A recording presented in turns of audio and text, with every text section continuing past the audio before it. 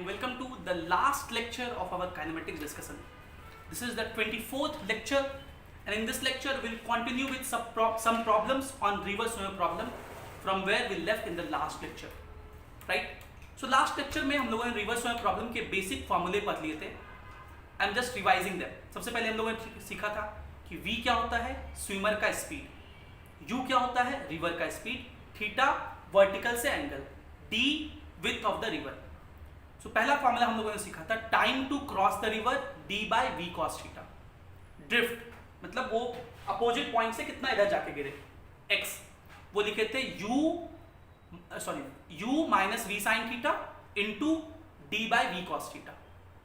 ठीक है, ये ड्रिफ्ट का फॉर्मूला था. Then we discuss two important cases. First case हम लोगों ने डिस्कस किया था मिनिमम टाइम में क्रॉस करना हो तो सीधा सीधा कूद जाए तो मिनिमम टाइम में क्रॉस कर जाएगा, और वो मिनिमम टाइम कितना होगा d by v, लेकिन वो अपोजिट पॉइंट पे नहीं पहुंचेगा, उसका ड्रिफ्ट होगा कितना u into d by v. ठीक है, उसके बाद हम लोगों ने डिस्कस किया था कि अगर वो जस्ट अपोजिट पॉइंट पे पहुंचना चाहता है, मतलब इसको ड्रिफ्ट जीरो कहेंगे, तो इस केस में वो वर्टिकल से थीटा एंगल पे चले. वो थीटा कैसे निकालेंगे, तो sine theta is equals to u by v इस फॉर्मूले से, और कितने टाइम में पहुंचेगा तो d by under root v square minus u square time में. ठीक है, ये हम लोगों ने डिस्कस कर लिया था. इस पे एक सवाल करते हैं. एक सवाल भी मैंने इस पे कराया था, वो डायरेक्ट सवाल था. अब मैं थोड़ा सा एक इनडायरेक्ट सवाल पूछ रहा हूँ कि इसी क्वेश्चन को जेईई एडवांस अगर पूछना चाहेगा तो कैसे पूछेगा. आईआईटी मेनली जेईई में जो मेंस में जो भी सवाल आए हैं इस पे वो बहुत सिंपल ही आए, नॉर्मल ही आए हैं. अगर आईआईटी कभी पूछना चाहेगा तो कैसे पूछेगा भाई. क्वेश्चन ऐसे पूछेगा कि a man when swims a river in minimum time, comma, he takes 1 minute 40 seconds with a drift of 300 meters. When he crosses the river along shortest path,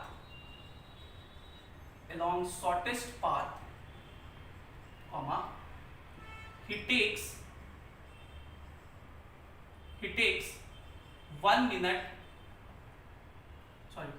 2 minutes 5 seconds. Find the speed of man and river. Find the speed of man and river. मैंने आपसे कहा था कि river swimmer problem कहे या aeroplane boat problem कहे, एक ही होता है. अगर एरोप्लेन होगा तो एरोप्लेन को बोट कैसा ट्रीट करना है, मैन के जैसा, और जो करंट है, हवा का डायरेक्शन है, उसको आपको यू के ट्रीट करना है. बाकी सब फॉर्मूला वही हो जाएगा, सेम फॉर्मूला. तो अब लिखते हैं एक चीज, पढ़िए क्वेश्चन को. A man when swims a river in minimum time. तो ये मिनिमम टाइम का कंडीशन है. मिनिमम टाइम का फॉर्मूला हम लोग पढ़े थे. मिनिमम टाइम होता है d by v. तो इसका वैल्यू दिया हुआ है कितना, 1 मिनट 40 सेकंड, मतलब 100 सेकंड. पहला क्वेश्चन हो गया. With a drift of 300 metre. तो ड्रिफ्ट भी इस केस में पढ़े थे, x कितना होता है u into d by v. ये दिया हुआ है 300 मीटर. तो u तो डायरेक्ट ही निकल जाएगा, u into d by v कितना है 100 इज इक्वल्स टू 300. तो u कितना हो जाएगा 3 मीटर पर सेकंड. देखिए ऐसे ही आपको कैलकुलेशन करना है पर. उसके बाद क्या है, वो शॉर्टेस्ट पाथ में जाना है. शॉर्टेस्ट पाथ मतलब जीरो ड्रिफ्ट वाला केस. कितना टाइम लग रहा है 2 मिनट 5 सेकंड. तो इस केस में टाइम का फॉर्मूला पढ़े थे, d by under root v square minus u square होता है. इसका वैल्यू कितना दिया हुआ है 2 मिनट मतलब 120 सेकंड प्लस 5 125 सेकंड. और ये एक इक्वेशन है d by v is equals to 100. दोनों को डिवाइड कर दीजिए तो d कट जाएगा, ये v ऊपर चला जाएगा. v upon under root v square minus u square is equals to 125 बटा 100. इसको सॉल्व कर देते हैं हम लोग. ये हो जाएगा 100v is equals to 125 under root 125 into 100 v square minus u square, तो u 9 है, तो v स्क्वायर माइनस 9 हम लोग क्या कर देते हैं, स्क्वायर कर देते हैं दोनों साइड, तो ये हो जाएगा 10,000 v square is equals to 125 का स्क्वायर, तो 125 का स्क्वायर कितना होगा, 25 का स्क्वायर हो गया 625, तो 25 रहने दीजिए, 6 कैरियर आ गया, 25 ज्यादा है 100 से, इसलिए 25 ऐड करें तो 150, तो 156 इंटू वी स्क्वायर माइनस 9, तो इसको मल्टीप्लाई करेंगे तो इतना वी स्क्वायर और 9 भी मल्टीप्लाई हो जाएगा, तो उसको इधर भेज देते हैं, 9 इंटू 15 ये इज इक्वल्स टू, ये इधर माइनस हो जाएगा 5625 वी स्क्वायर, तो v हो जाएगा, v स्क्वायर हो जाएगा 9 इंटू 15625 बाय 5625, तो v हो जाएगा इसका रूट, v हो जाएगा इसका रूट, निकालिए कितना होगा, इसका रूट निकालेंगे तो 9 का रूट तो 3 हो गया,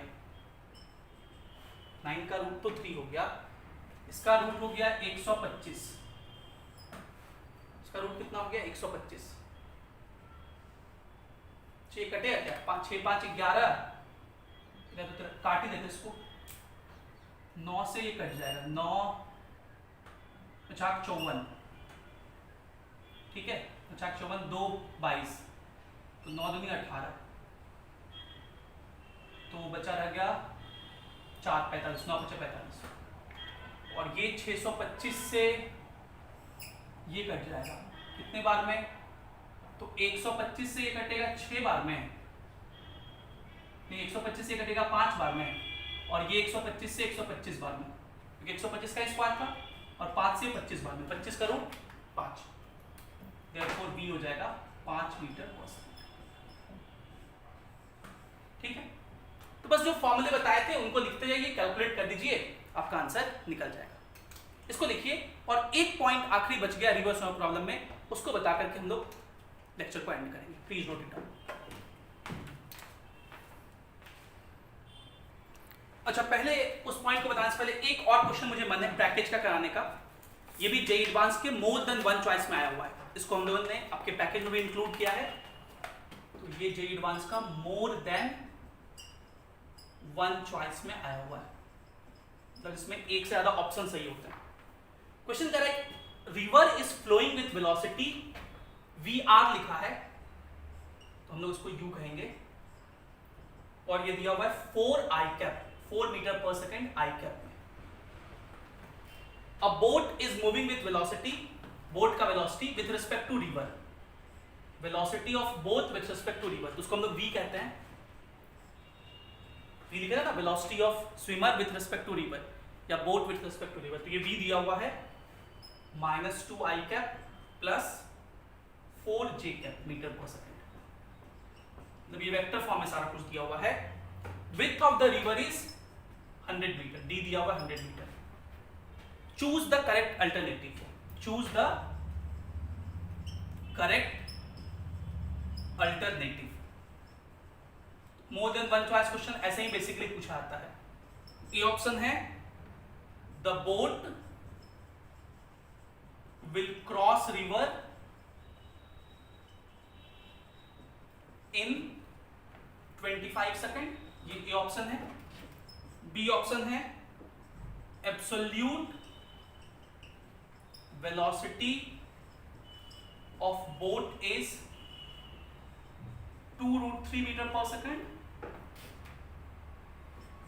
drift of boat is 50 meter, and D, boat can never cross the river, ठीक है, boat can never cross the river,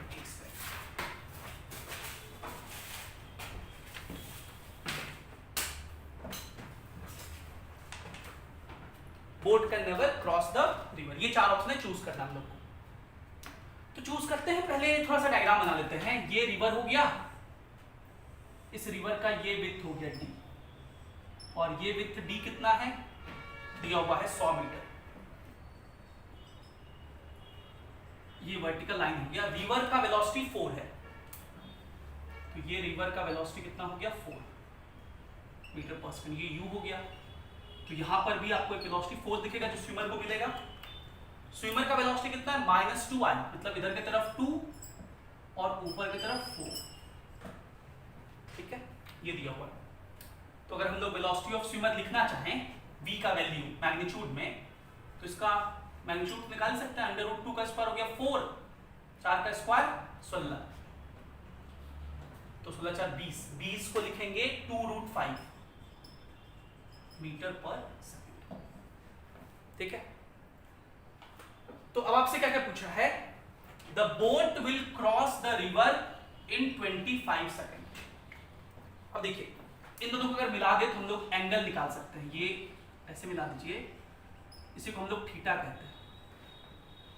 तो ये 2 है, तो ये भी कितना हो गया 2, ये हो गया 4, और ये लेंथ कितना होगा, ये ट्रायंगल दिख रहा है आपको, ये 2 ये 4, ये लेंथ कितना होगा √4 का स्क्वायर हो गया 16, ये 20, ठीक है।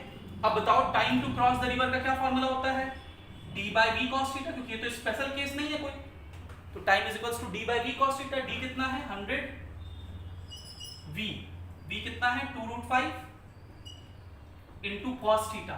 cos थीटा देखिए इस ट्रायंगल से बेस हो गया 4 बाय हाइपोटेन्यूज 20, मतलब 2√5, ये कटा 4 से 100 कटा 25 सेकंड। तो इसका मतलब ए ऑप्शन बिल्कुल सही है। Absolute velocity of boat is 2√3 metre पर सेकंड। एब्सोल्यूट वेलोसिटी का मतलब नेट वेलोसिटी, तो नेट वेलोसिटी बोट का लिखते हैं, नेट वेलोसिटी यहां से देख के लिख देते हैं 4 - 2 मतलब 2i cap plus 4j cap. तो नेट वेलोसिटी का मैग्नीट्यूड लेंगे, ये हो जाएगा √2 का स्क्वायर 4 + 16 20, मतलब 2√5 मीटर पर सेकंड। तो ये तो गलत है, एब्सोल्यूट वेलोसिटी 2√3 नहीं। Drift of the boat is 50 metre, तो ड्रिफ्ट हम लोग लिखे थे x = u - v sin theta into t, जो कि वैल्यू था d/v cos थीटा। तो u मतलब इधर वाला कंपोनेंट 4, v sin थीटा इसको बोलते थे भाई, ये v था, v sin थीटा ये था, तो v sin थीटा हो गया 2 इनटू t था टाइम, टाइम तो है 25, 4 - 2 2, 25 × 2 50 मीटर।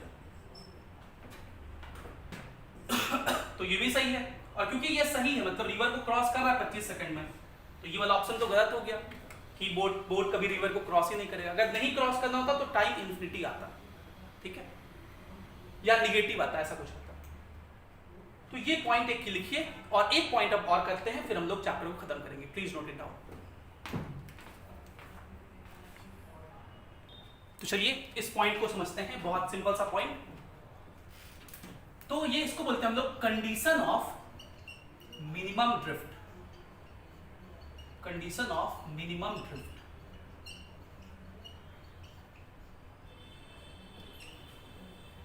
यहां पे ना एक दो पॉइंट है, ध्यान सुनिएगा।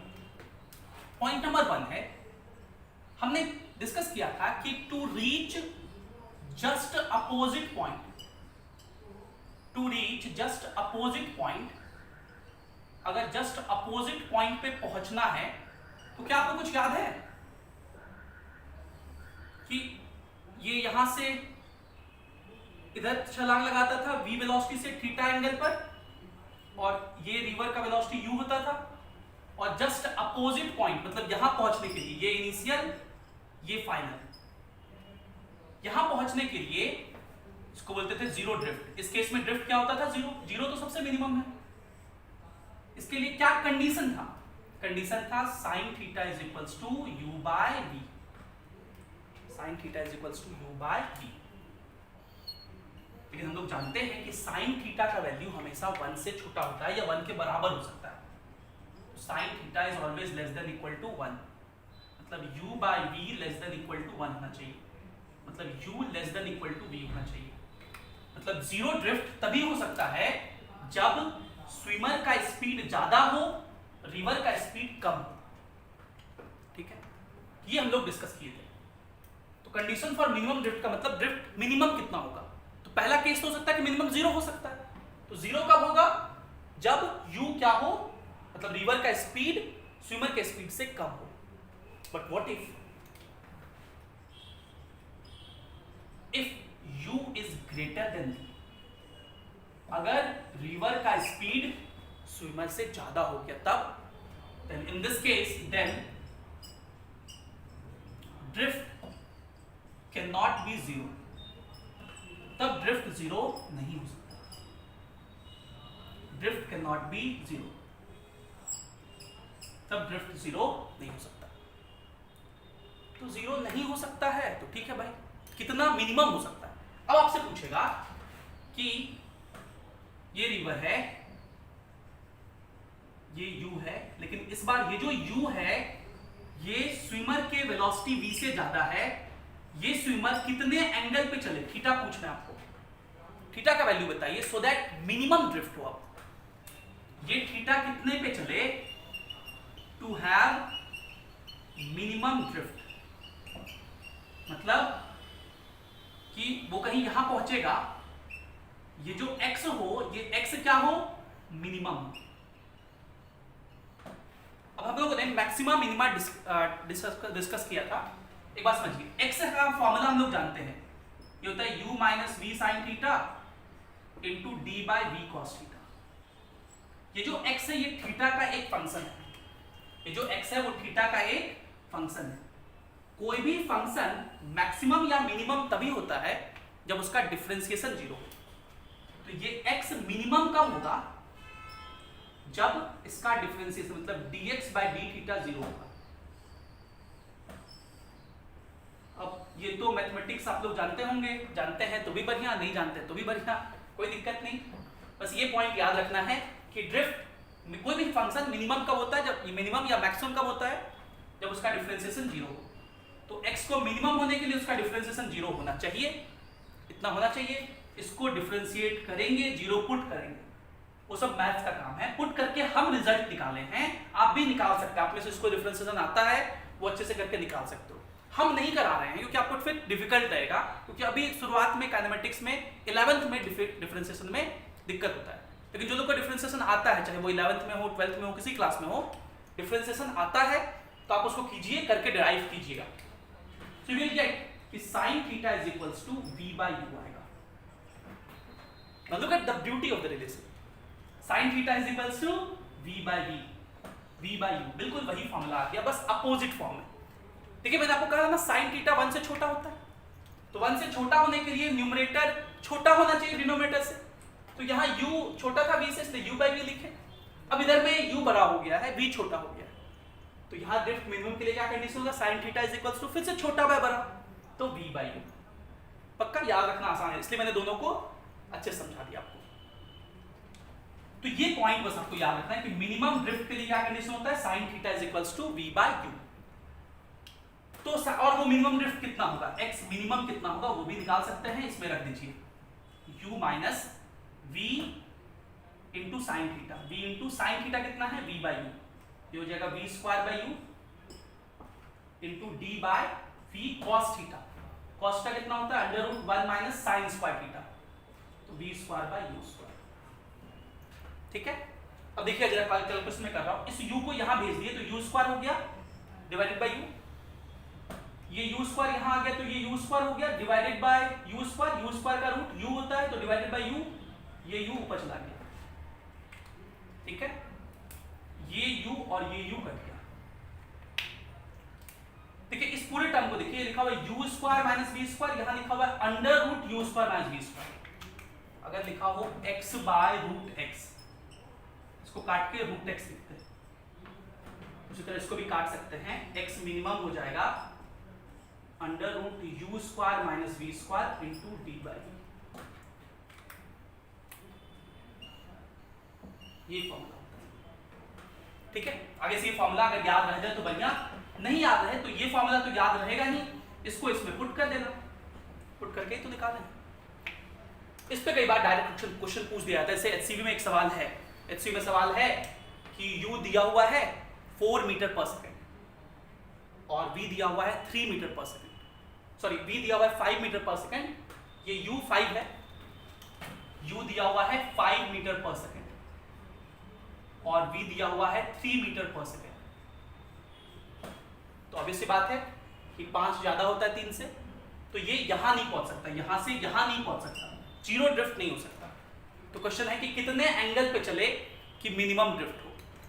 तो sine theta is equals to v by u कर देंगे, v है 3 बाय 5, 3 बाय 5 साइन 37 का वैल्यू होता है, तो थीटा कितना आ जाएगा 37 डिग्री, मतलब वर्टिकल से 37 डिग्री पे वो चले।